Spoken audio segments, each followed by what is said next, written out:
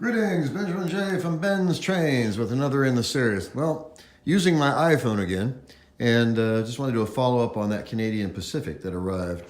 As you can see, this thing actually looks pretty good. It's far from perfect, but good enough until I actually do some work on it. And like I said, I might repaint this one. Anyway, I've added a traction tire to it. I put it on the 10 Litho rail. It's pulling 24 10 Litho cars, so I just want to do a quick video on this. And of course, bringing up the rear is the 556 caboose that came with this Canadian Pacific. So just a quick video of this running.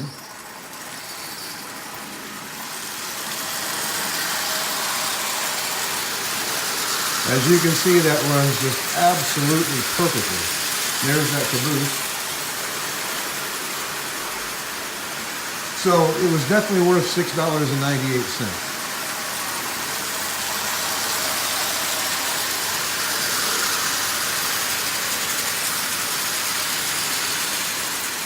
It's pulling a lot of weight, and that's running at 40% power, pulling 24 10 Litho cars. So like I said, when this thing arrived, it was a junker, no doubt about that. But if you can look past the damage and the dirt, and actually look at the locomotive, it was obvious there was no great amount of damage to this at all, with the exception of that one drive wheel. So I've replaced the wheel, still has the mismatched wheel on it, but this thing's only been here 2 hours. But it's touched up, it's running just absolutely splendidly, it looks good, it was really, really inexpensive, and of course it came with a 556 caboose. So it's really difficult to beat that. I mean, $7 for a original pre-war Marx locomotive. And like I said, I might repaint this one. I saw one on eBay that had been repainted black that actually looked quite striking. And it stuck in my mind, so I might do the same with this one. We'll see. Anyway, it's only been here about 2 hours. Pre-war Canadian Pacific. It's up and running, and other than replacing one wheel, the only thing I've done to it was cleaned it, lubed it, and tuned it. Nothing else. Had to straighten the push rods, of course, clean the armature, clean the brushes, clean the springs. And that's one thing that people overlook is those brush springs.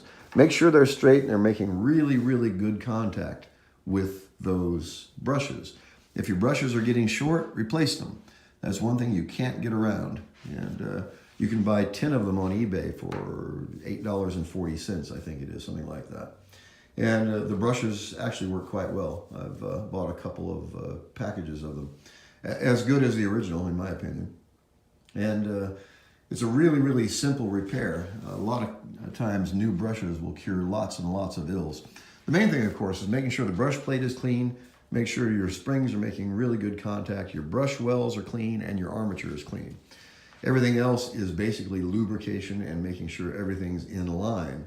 And when I talk about tuning these things, that's what I'm usually doing, is the small things, making sure the springs aren't bent. If they are, straightening them out, straightening the push rods, just checking everything to make sure that it's correct, that there's no tweaks in the frame, that there's no problems with the brush plate, everything's tight, everything's lubed.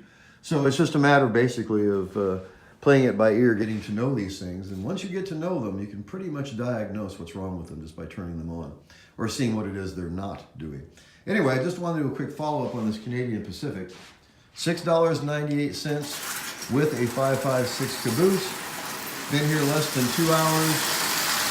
And as you see, it is definitely worth the money. Like I said, I don't think anybody would object to owning this locomotive. It runs nice, it looks nice, and it was really, really cheap. So basically all I've done was replace this wheel and the light bulb. Everything else is lubing and tuning. So it runs really well, exceptionally well in fact. I added a traction tire, pulling 24 10 Litho cars at 40% power.